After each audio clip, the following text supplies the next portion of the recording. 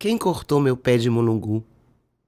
Há anos descobri os sentidos do mulungu. Vi um dia uma solitária e ereta árvore em uma fazenda dessas de turismo em que se conta a história colonial. Vi a árvore e os seus mistérios. Vi a árvore e os seus sentidos. No solo da fazenda colonial, a árvore subia ereta, solitária e altiva. Flores vermelhas sobre um tronco quase nu de galhos e de folhas, mas pleno de cachos rubros. Pássaros confiantes beliscavam as flores. Fiquei tão comovida com a visão da árvore que uma pergunta me brotou em sufocação. O nome da árvore? A resposta foi dada sem emoção alguma. Mulungu.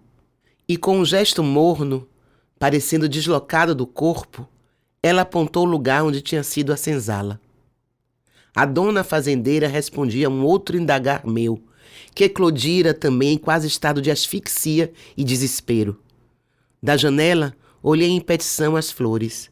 Um cacho caiu em oferecimento. Colhi a flor, sangue derramado de minha gente. Passado que a história contada pela herdeira da fazenda não queria narrar. E caminhando na tarde que se desfazia, levei a flor, depositando-a no mato que encobria o local onde tinha sido a senzala. Sinhá me olhava e nada entendia.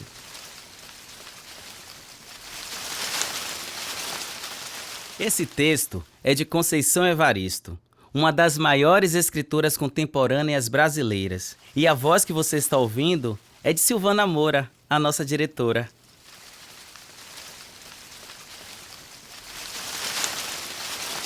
E desde então começou a minha saga sobre o mulungu. Me encantou o nome a me lembrar a sonoridade de muitas palavras originárias das diversas línguas do tronco banto e também indígenas do Brasil. Nas viagens para lá e para cá em solo brasileiro, fixo o olhar nas estradas à procura de pés de mulungu. E de tanto procurar, ganhei uma muda da árvore. Plantei o mulungu na calçada de minha casa em Maricá. Em 1 ano e pouquinho o mulungu cresceu e floriu. E hoje, agorinha mesmo, recebi a notícia que cortaram o meu pé de mulungu. Cortaram. Um toco rente, a terra esburacada, ficou como um quase nada. Quem cortou o meu pé de mulungu? A prefeitura? Sem um aviso? Sem uma notificação prévia qualquer? Alguém dos arredores? Algum inimigo oculto que não gosta de ver mulungus e pessoas felizes? Quem cortou meu pé de mulungu? Essa reflexão poética sobre memória, ancestralidade e natureza está no Instagram de Dona Conceição Evaristo. Inclusive, ela tem um conto chamado Macabeia, Flor de Mulungu, inspirado na personagem do livro A Hora da Estrela, de Clarice Lispector. Esse conto foi publicado primeiro na coletânea Clarice Lispector, Personagens Reescritos, e em 2023 ganhou a edição própria, com ilustrações de Luciana Nabuco. Viva Conceição Evaristo! Viva! É impressionante como esse texto dela está relacionado com a planta e o tema do nosso episódio de hoje.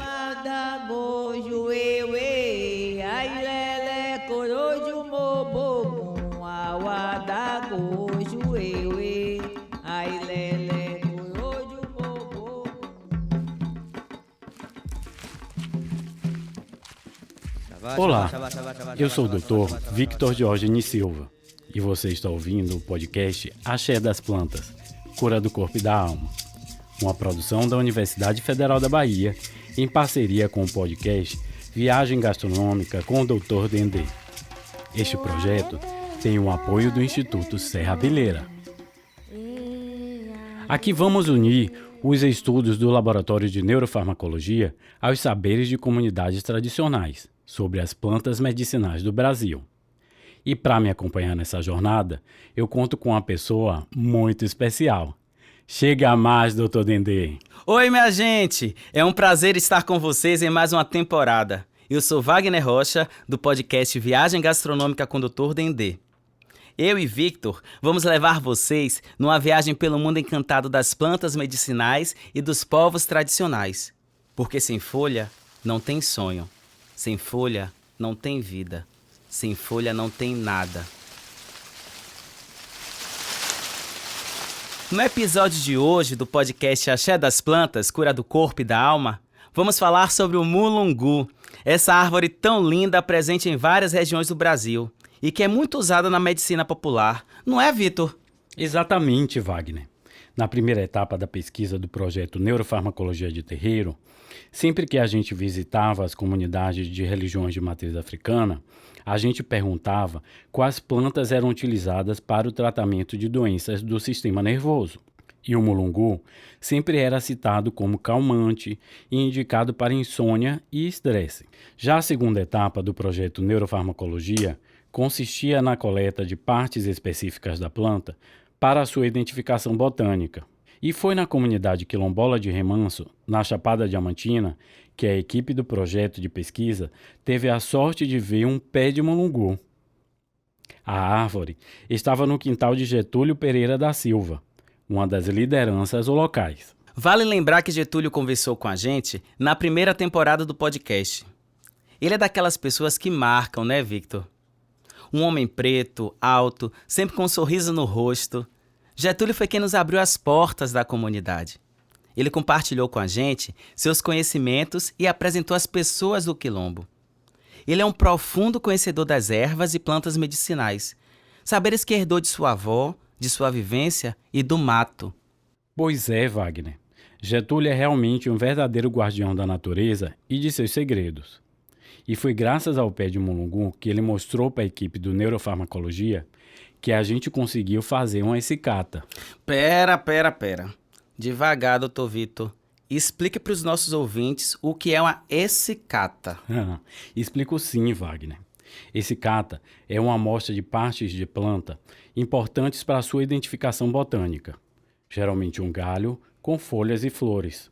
Essas amostras ficam catalogadas em herbários, que são como bibliotecas de plantas.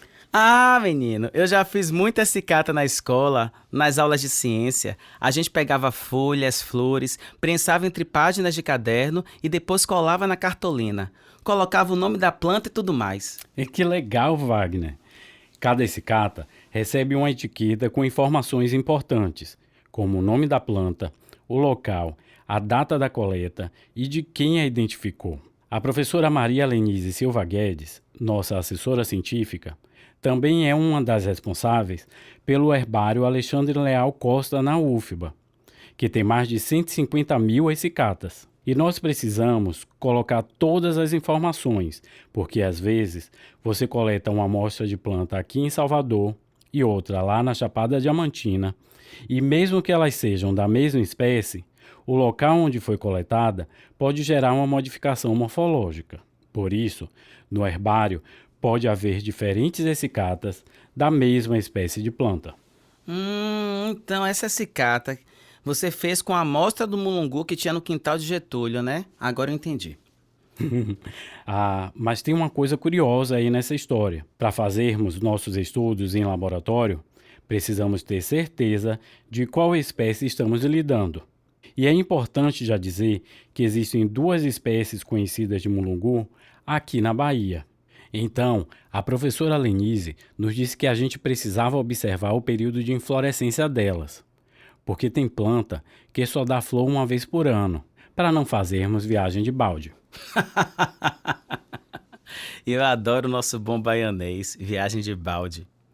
Pra quem não sabe, gente, viagem de balde aqui no Nordeste é quando a gente vai a algum lugar sem avisar ou sem se preparar e quando chega não consegue o que queria, ou seja, perda de tempo. No caso do mulungu, a gente precisava pegar um galho com folha e flor. Mesmo sabendo que estávamos no final do período da sua inflorescência, arriscamos fazer a viagem. E aí, Wagner, o milagre aconteceu. Quando a gente olhou para a árvore do mulungu, só tinha uma única flor. Então, eu pedi para Getúlio que, pelo amor de Deus, tentasse pegar o galho com aquela flor. E detalhe, a flor do mulungu é super leve. Qualquer vento que batesse, qualquer mexida no galho, podia fazer com que ela se soltasse. Mas Getúlio conseguiu. Acredite. Trouxe o galho com a flor até o chão, depois de descer daquela árvore imensa. E assim, a gente fez a identificação botânica. através da ecicata coletada no Quilombo Remanso, na Chapada Diamantina. Aff, Vitor, que tensão. Eu tô aqui vendo a sua agonia para saber se Getúlio ia conseguir ou não pegar esse galho com a flor de mulungu.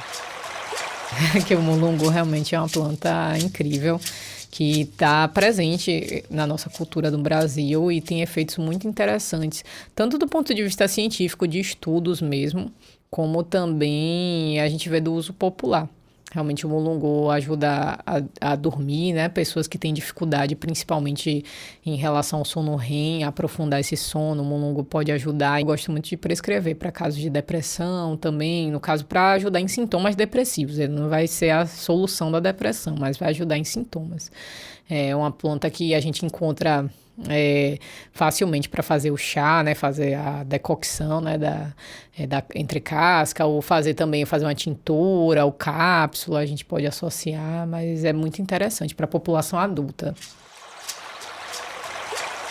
Nós ouvimos a doutora Mariane Ventura, médica negra, formada pela Universidade Federal da Bahia, especialista em medicina da família e comunidade. Ela também tem curso de especialização em fitoterapia e há 5 anos estuda e prescreve cannabis para o tratamento de algumas doenças. Ó você dando spoiler, Vitor. A doutora Mariane, gente, vai voltar no 3º episódio do Axé das Plantas para falar justamente sobre a cannabis. E aí, vocês vão conhecer mais sobre o trabalho dela. E eu já te adianto, viu, que doutora Mariane é uma médica dedicada que cuida com muito carinho de seus pacientes. Mas, voltando ao mulungu, vamos ouvir Mãe Índia, responsável pelo Terreiro do Bogum em Salvador. Ela esteve conosco no 1º episódio da 2ª temporada do Axé das Plantas. O Bogum é um terreiro da nação Jeje e cultua os voduns, entidades que vieram do antigo reino do Daomé, atual Benin. Molongu. Essa folha é de ajançu também, né, molongu? Folha de ajançu também. E é bem procurada e a gente aqui não encontra dela. É uma folha difícil. Já teve aqui no Bogum? Já, sim. Já. Por isso que eu estou dizendo a você que a gente sente falta de muitas folhas, né? Mas já teve, sim. Sim, tinha e bastante. A gente não tinha necessidade de sair daqui, de ir na paralela, de ir lá para o lado do cio para pegar folha, porque aqui tinha todas as folhas, né? Tinha tudo. Sem água, sem mato e sem terra, o Jeje não sobrevive. Porque o Jeje tem tudo a ver com a terra, tem tudo a ver com o mato, né? Tem tudo a ver com a água. Porque sem água você não pode fazer nada. Você não pode fazer uma macia, você não pode tomar um banho, você não pode fazer nada, né? E as folhas, né? A gente tem que ter as folhas, nossas folhas sagradas. O amaci que Mãe Índia cita é um banho de ervas sagradas que se faz nas religiões de matriz africana para a purificação. Mas nessa hora da conversa, Mãe Índia aponta para um problema muito sério que vivemos hoje: o desmatamento. O Brasil tem uma responsabilidade muito grande nessa questão, porque a Mata Atlântica, bioma do mulungu, é considerado um dos ecossistemas mais ricos e biodiversos do mundo, com uma enorme variedade de espécies de plantas e animais. Infelizmente, esse bioma também é um dos mais ameaçados, tendo perdido grande parte da sua cobertura original. Segundo informações da Fundação SOS Mata Atlântica, esse ecossistema está presente em 17 estados brasileiros, incluindo a Bahia, e se estende desde o Rio Grande do Norte até o Rio Grande do Sul. Um estudo publicado recentemente na Nature Sustainability revelou que mais de 186 mil hectares de florestas maduras de Mata Atlântica foram perdidos entre 2010 e 2020, sendo a maior parte derrubada em propriedades privadas. Gente, estamos falando aqui de uma área equivalente a 183 mil estádios de futebol em desmatamento. Consegue imaginar? Ah, pois, a situação da Mata Atlântica e de outros biomas brasileiros é crítica. Eu quero aproveitar e trazer aqui a situação da Amazônia, o maior bioma do mundo. É um ecossistema indispensável para a regulação do clima global, a preservação da biodiversidade e o equilíbrio ambiental. A Amazônia sofre com desmatamento há muito tempo, mas foi a partir do ciclo da borracha, no século XIX, que milhares de pessoas passaram a trabalhar no coração da floresta. Depois, na década de 70, durante a ditadura militar, o desmatamento aumentou muito mais. Estradas foram abertas, cortando a mata e extensas áreas foram transformadas em pasto. A história mostra que o tratamento dado a esta floresta está diretamente relacionado ao perfil de gestão federal. Entre 2019 e 2022, os índices de desmatamento atingiram níveis alarmantes. Encontramos informações no site da Informazônia que mostram que só em 2021, mais de 13 mil quilômetros quadrados de floresta foram derrubados. Detalhe, esse é o maior registro de desmatamento anual em 15 anos. Até 2021, a Amazônia havia perdido cerca de 17% da floresta original. Isso mesmo que vocês estão ouvindo, 17%, o que corresponde a aproximadamente 125 milhões de hectares. Para vocês terem uma ideia, é o equivalente a uma área do tamanho da França, Itália e Alemanha juntas. Isso é realmente muito alarmante. Então, vamos trazer para o nosso debate uma voz importante, uma voz que vem da floresta. É de uma jovem indígena lá do Acre. Eu sou Chapuami Runicuim, né? Sou daqui do estado do Acre. Moro na aldeia Mané Ibuissacá, Baixo Rio Vira, né? Somos uma tribo Runicuim e venho também, né? Através também do meu povo, também representando. Levo as medicinas pelo mundo, né? Levando um pouco dos nossos saberes também, como ervas, né? De plantas, ayahuasca, rapé, sananga, né? Várias outras medicinas para banho, para defumação, né? Para chá. Hoje, assim, a gente fica localizado no município de Feijó, que é entre Rio Branco. De Feijó, a gente pega um barco e desce pelo rio. Da cidade para nossa aldeia dá 1 hora, meia hora, dependendo do barco. Aqui a gente cuida, né, da natureza, da floresta, como se a gente cuidasse da gente, né? Porque dentro da natureza, né, tudo existe dentro de nós, né? Tudo que está na terra, tudo que está num pedaço de folha, né, está em nosso corpo também. Então aqui a gente preserva assim para a gente não poder desmatar, né? Se a gente desmata, a gente planta, né? A gente refloresta, né? Plantando legumes também, frutas, né? Para a gente poder estar trazendo essa consciência para novas gerações, né? Aqui também a gente procura ser muito autossustentável, né? Sem estar dependendo muito da cidade, né? Porque o que traz a poluição para dentro da floresta também, às vezes, são as coisas da cidade.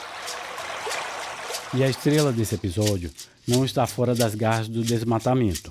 Existe um estudo de caracterização genética de uma espécie de mulungu, a Erythrina velutina, em áreas de Mata Atlântica do estado de Sergipe, que foi justificado pelo fato desta planta estar em condições de ameaça de extinção na região. O estudo cita que a espécie tem sido retirada da natureza para implantação de pastagens. Ainda encontramos no site do Instituto Brasileiro de Florestas a informação que a espécie de mulungu, Erythrina verna, é considerada quase ameaçada de extinção no Brasil. Agora eu fiquei curioso para saber qual das espécies de mulungu está no quintal de Getúlio. Já te falo. Mas antes, vou fazer aqui um parêntese para que fique registrado no nosso podcast. Na época em que gravamos esse episódio, o PL 2159 de 2021, mais conhecido como PL da Devastação, tinha sido aprovado numa sessão vergonhosa da Câmara de Deputados. Na calada da noite, foram 267 votos a favor e 116 contra. O projeto de lei propõe a flexibilização das regras para o licenciamento ambiental, permitindo que alguns empreendimentos potencialmente impactantes, como o aumento de barragens, por exemplo, sejam autodeclarados como de baixo impacto, sem necessidade de análise técnica prévia. Além disso, ele propõe a redução da participação de órgãos como a FUNAI e o ICMBio na avaliação de impactos ambientais. Diversas organizações ambientais se posicionaram contra o PL, que ameaça povos indígenas, ribeirinhos e quilombolas. Ainda não sabemos qual será o desfecho de tamanha vergonha para o Brasil. Mas esperamos que o presidente da República vete este projeto. E por que toda essa ganância para adquirir terras ou para destruí-las? se nós fizermos uma analogia mais especificamente com a nossa temática, a terra produz tudo, né? Produz o alimento, produz a cura através das ervas, produz o espaço para purificar a água que cai, né? E todo esse processo de harmonia com os vários elementos que compõem a natureza está na terra. Então, esses caras são extremamente maldosos, cara. Roubaram toda a terra, destruíram praticamente, né, todas as questões naturais. Com isso, eles fazem o quê? Destrói as religiões, principalmente as religiões de matriz africana. Essa voz que vocês ouviram é de Sidney Rocha, teólogo, músico, poeta e ativista do movimento Rastafari na Bahia. Sidney conversou com a gente num sábado ensolarado no Parque da Cidade de Salvador, um importante espaço de preservação da Mata Atlântica, na capital baiana, com aproximadamente 724 mil metros de muito verde e variadas espécies vegetais. Mesmo não sendo do candomblé, Sidney é simpatizante da religião, sobretudo no que diz respeito ao cuidado com o meio ambiente, e divide com as mães de santo a preocupação com a devastação da natureza na nossa cidade. Por sinal, a gente visitou o terreiro da Casa Branca, que fica perto da casa de Sidney, para falar com a Kedicinha, que também esteve no primeiro episódio do podcast, lembra? Ela nos falou que a comunidade da Casa Branca usa muito o mulungu, mas ela mesma nunca tinha visto um pé da planta. Já ouvi usarem aqui no terreiro, porque serve muito para inflamação, né? Então, quando a gente tem pessoas que estão com algum problema de barriga, até de menstruação mesmo, alguma coisa assim, sempre as pessoas recorrem ao chá do mulungu. Aqui a gente usa muito, mas eu nunca tinha visto, por isso que eu perguntei a mulungu, a outra, porque eu nunca tinha visto o pé de mulungu. E eu fui até pesquisar, eu fui olhar hoje, mas eu não achei o pé da árvore. Mulungu também é bom para insônia, né? As pessoas usam muito para dormir, as pessoas quando estão de obrigação, que está com algum problema, às vezes a pessoa fica menstruada no axé e tal, aí se usa muito. A pessoa não consegue dormir, está nervoso. O mulungu é uma árvore que pode variar entre 5 a 20 metros de altura, geralmente sem folhas na floração. O tronco é acinzentado, medindo de 25 a 110 centímetros de diâmetro, e tem espinhos duros, em formato de cone.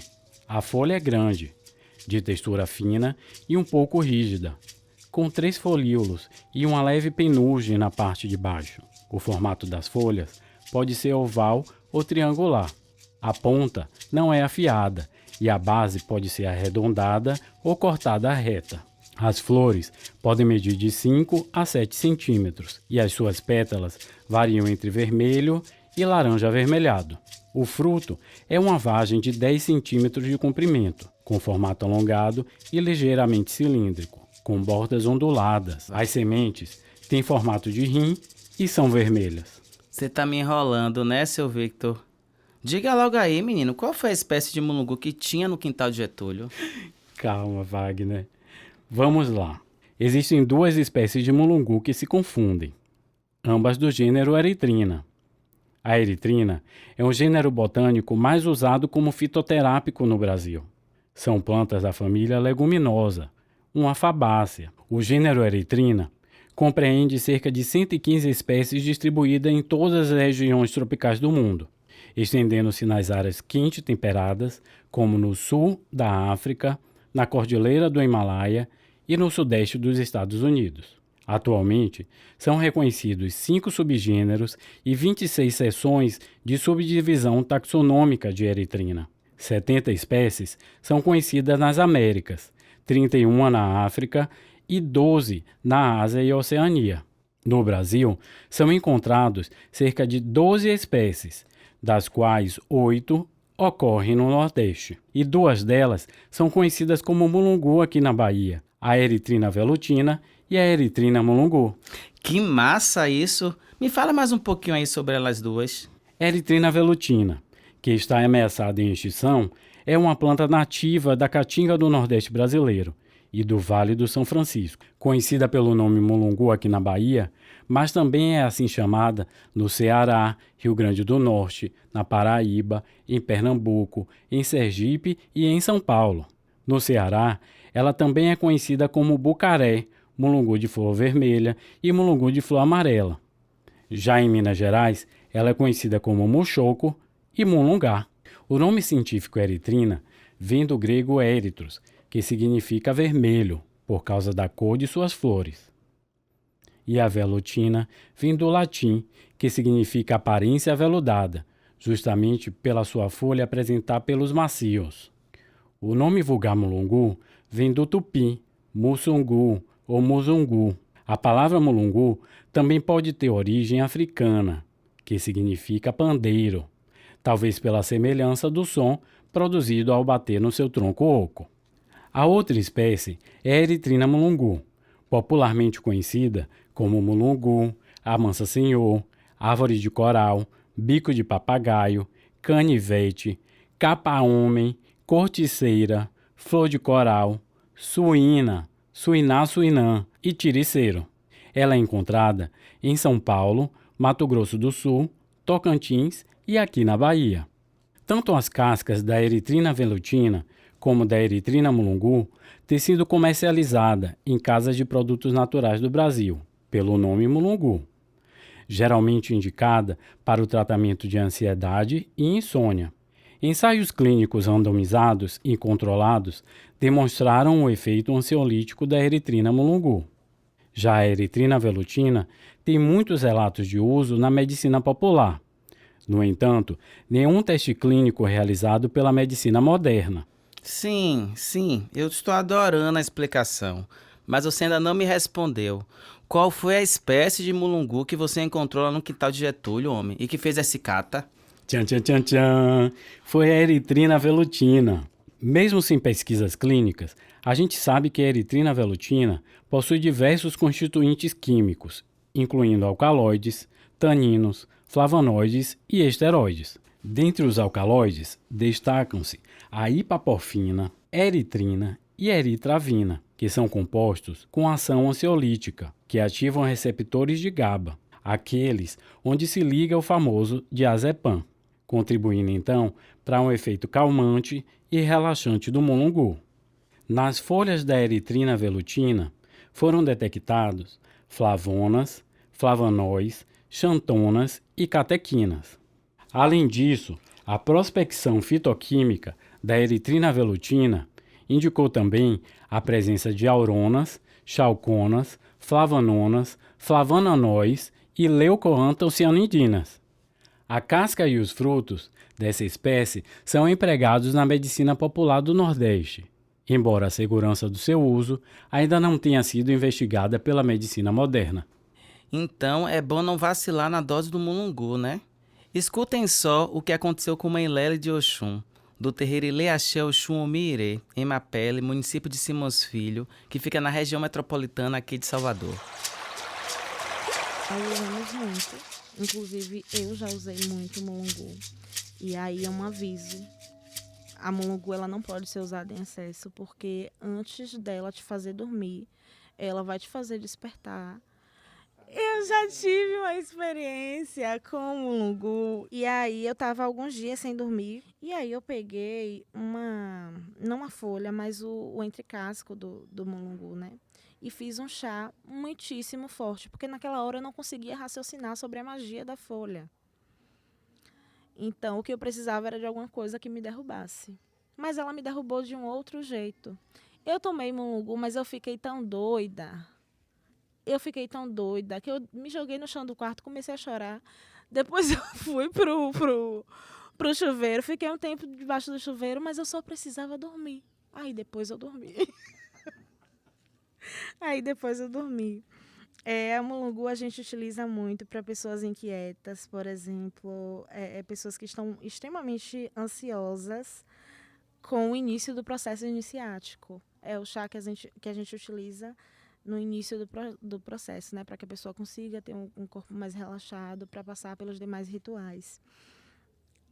O mulungu também, na minha família, aqui em casa, é utilizado como mediador de transe.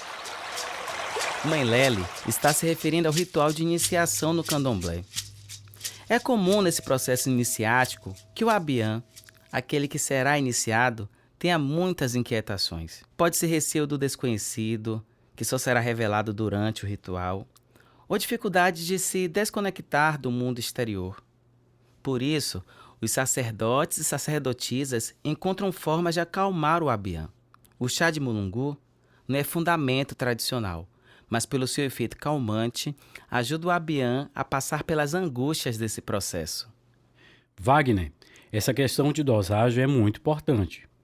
Por isso, é sempre recomendado procurar um médico ou uma pessoa que conheça bem as plantas medicinais. Vamos aproveitar para saber um pouco como é a política do SUS para a prescrição de plantas medicinais e fitoterápicas.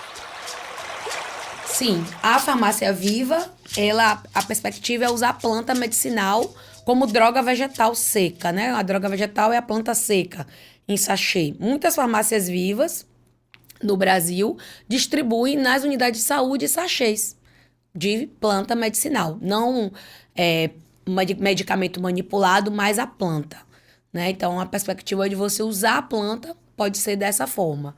E o medicamento fitoterápico industrializado, tem farmácia viva que manipula o fitoterápico e dispensa na rede básica, na rede de saúde, como o medicamento fitoterápico industrializado, que é um medicamento como o outro qualquer, né? Que vai estar lá na prateleira ou vai estar na indústria com todos os regramentos, as RDCs, as políticas, e aí ele vai ser comprado pelo município e vai ser distribuído. Hoje em Salvador a gente compra, né, 5 fitoterápicos e distribui na rede. Então, se um médico, um prescritor, né, ele pode optar em não passar um medicamento qualquer e utilizar uma espinheira santa, né, não usar um inibidor desses de tipo omeprazol, né, e outros, esses óis da vida aí, né, e usar uma espinheira santa, né, que tem uma ação próxima, similar, e aí vai ser a critério do prescritor fazer essas mudanças, né? Victor, é muito triste que plantas como o mulungu, tão importantes para a medicina tradicional, estejam desaparecendo dos quintais e terreiros de religiões de matriz africana das cidades. Eu quase tive a sorte de ver um pé de mulungu, mas infelizmente o que existia no terreiro de Mãe Lely de Oxum, que nossos ouvintes já conheceram no primeiro episódio do podcast, caiu antes da nossa visita, como bem nos contou a Eké de Laís. Aqui caiu um pé de mulungu. Essa história é importante contar pra vocês. Ano passado, tá vendo esse mulungu aí? Esses troncos? Ano passado caiu um pé de mulungu. Venha ver o pé de mulungu que Isso caiu aqui. Isso, essa insulina deu com esse pé de mulungu. Ela deu no pé de mulungu que caiu. No pé. Aí o pé de mulungu era de lá. De repente o nome do rapaz é até Vitor. Vitor disse, amiga, fez um barulho tão grande aqui que parece que caiu uma casa. Cadê o mulungu? Viu conhecer essa história. O pé de lá de baixo dessa parte da floresta, lá no fundo, onde não faz parte do terreiro. De repente caiu, aí meu amigo fez assim, amiga, fez um barulho aqui tão grande, parecendo que caiu uma casa. Por quê? Quando esse pé de mulungu caiu, que não é nada pequeno, né? Eu não ele caiu. Que crescia tanto. É uma Eu árvore também grande. não, desse tamanho assim, Sim. como essa foi. Isso aqui não é nada, tem vários pedaços dela, tudo aqui, ó. Aí quando essa árvore caiu, derrubou um monte de coisa de cacau, ela caiu por cima de outras, a gente cortou, deixou aqui. Aí por cima do pé de mulungu, caído, nasceu insulina. E essa trouxeira aí, gigante aí. Uau! Aí eu disse que é um sinal, porque pra gente controlar o açúcar. Sim. É mesmo. E não é nada besta também, né? Porque foi logo pro pé de mulungu. Sim. E vocês chegaram a usar a casca? Muito. A mãe Lely tirou bastante, pediu pra Elias também tirar. Aí secou. E usa pra quê? Usam pra quê a casca do mulungu? Pra ansiedade, tristeza, insônia. E tem outro pé? Aqui não, né, Elias? Porque também, outro desafio ambiental, o mulungu, ele tem só dentro de mata. Hoje as pessoas também estão cortando, ou preferem se vai construir, tem um terreno aqui, aí o pé é grande, isso vai requerer espaço, aí corta essas árvores. Mas aí na mata tem bastante. Diz que a semente cozinha igual a feijoada, né? Tem gente que cozinha e também tem gente que faz Ganha o preparos de cacau. bebida até. Aqui na roça os homens fazem muito isso. Do mulungu? Olha. Do efeito psicoativo.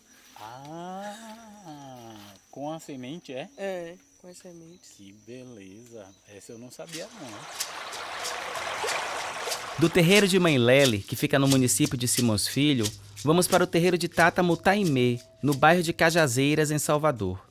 Ficamos muito impressionados com o terreiro de Tata Mutaimê, da nação Angolão-Paquetã, ligado à tradição do candomblé Angola, com raízes nas culturas dos povos bantus. Mesmo sendo dentro de Salvador, o terreiro ainda consegue preservar muitas árvores e ervas medicinais, inclusive o mulungu. Essa daqui é uma árvore que dá umas sementinhas vermelhas.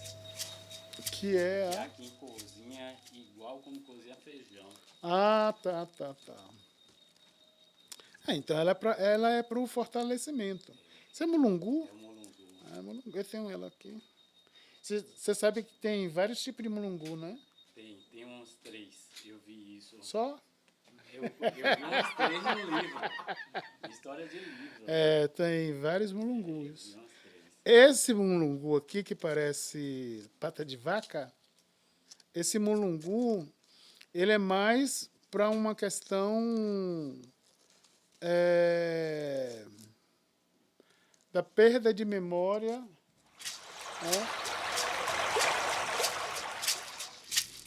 Existe um estudo publicado por pesquisadores da Indonésia e da Malásia, que utilizaram ferramentas computacionais para comprovar que alguns flavonoides presentes em plantas do gênero Erythrina, dentre eles flavonona, têm um potencial em aumentar níveis da acetilcolina, um neurotransmissor importante para a memória.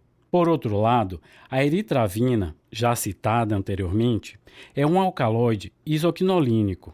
E teve um estudo feito por pesquisadores brasileiros com C. elegans, um vermezinho usado como modelo alternativo de animais de laboratório, que demonstrou que alcaloides isoquinolínicos reduzem a toxicidade do peptídeo beta-amiloide, um responsável pela morte de neurônios na doença de Alzheimer. Ambos são estudos pré-clínicos, bem distantes da vivência de Tata Mutaimê, que coloco aqui como uma potencial luz para estimular estudos sobre mecanismos por trás do efeito do mulungu na proteção da memória. Tudo.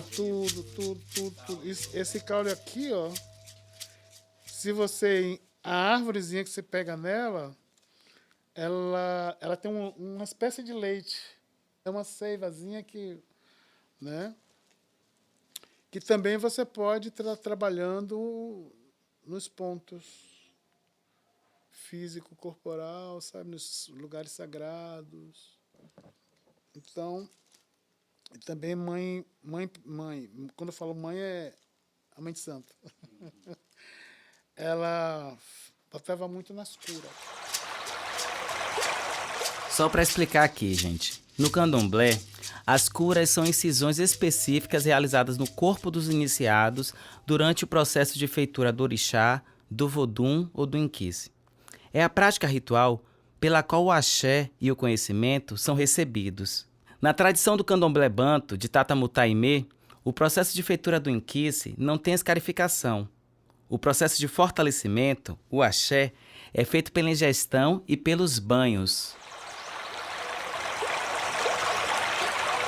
Quem acompanha o Axé das Plantas sabe que a maioria da nossa equipe vive em Salvador. E segundo o censo de 2022, Salvador é a segunda capital menos arborizada do país, ficando atrás apenas de São Luís, no Maranhão. Eu estou com os dados aqui, minha gente. São 65,6% da população de Salvador que vive em vias onde não há uma única árvore sequer. Isso é muito triste. Triste demais, Vitor. Agora, imagine uma cidade onde existem mais de 1.200 terreiros de religiões de matriz africana. espaços onde a natureza é sagrada e que as pessoas precisam das plantas, das ervas, para a cura do corpo e da alma. Povos indígenas, quilombolas, ribeirinhos, praticantes de religiões de matriz africana. Todos defendem e compartilham um profundo respeito pela natureza. A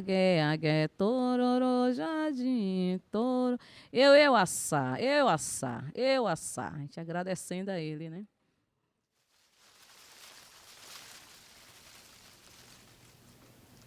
Esse cântico que Mãe Índia trouxe pra gente é em homenagem a Agué, o vodum que no candomblé de Nação Jeje é o dono das folhas. Nossa, Wagner. E pensar que a gente começou esse episódio com um escrito lindo e triste de Conceição Evaristo sobre Mulungu. E falamos de tanta coisa depois. Eu fico pensando que o axé das plantas é um pouquinho como as raízes das árvores, debaixo da terra, invisíveis aos olhos. As raízes se entrelaçam e se expandem, tecendo redes vivas que sustentam a floresta inteira. Entrelaçadas, elas compartilham nutrientes e água e se fortalecem. E mais do que isso, elas conversam. Isso é tão bonito, Victor. Você me inspirou agora para dar uma última dica. O livro do escritor norte-americano Richard Powers, A Trama das Árvores, vencedor do Prêmio Pulitzer de Ficção em 2019 e que foi lançado recentemente no Brasil. É um romance que entrelaça histórias de 9 pessoas e suas conexões com as árvores. O livro tem uma narrativa muito bonita e nos mostra como as árvores influenciam nossa vida de formas invisíveis, mas essenciais. Quando visitamos a comunidade quilombola de Remanso, em 2024, tivemos a felicidade de conhecer uma das mestras do lugar, Judite Maria de Jesus. Dona Judite nos recebeu em sua casa com muito carinho. Parecia até que a gente já se conhecia de muito tempo. Daquele jeitinho manso, ela compartilhou muito com a gente. A sabedoria e os ensinamentos de Dona Judite estão presentes na voz dela, na primeira temporada do nosso podcast. Ela foi nossa primeira entrevistada e marcou toda a equipe. Quando retornei ao Quilombo Remanso para colher a flor de mulungu e fazer a icicata, estive com Dona Judite e levei de presente para ela velas de São Cosme e Damião, em nome de toda a equipe do Axé das Plantas. E foi uma alegria ver o sorriso dela ao receber aquela caixinha de velas coloridas. O que eu não imaginava é que aquele momento seria a nossa despedida.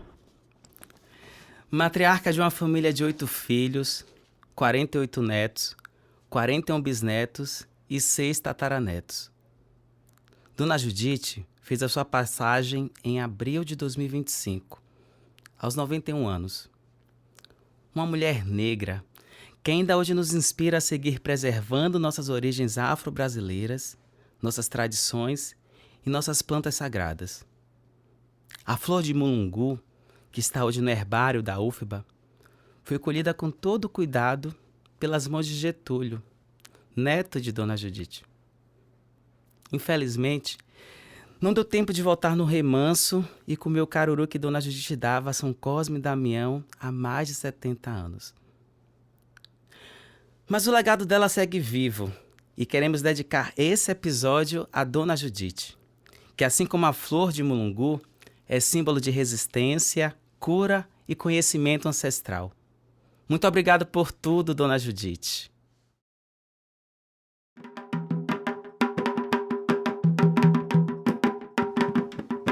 No próximo episódio do podcast Axé das Plantas, Cura do Corpo e da Alma, a gente vai falar de uma planta que ainda enfrenta muitos preconceitos.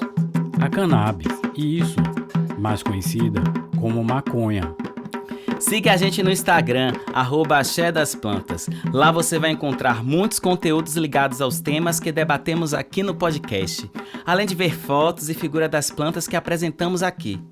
E se perdeu algum episódio, aproveita e dá o play. Ei, você já tá seguindo a gente no Instagram? Se ainda não, bora lá. @Axé das Plantas. Aproveita e ativa o sininho no Spotify e no YouTube para não perder nenhum episódio novo.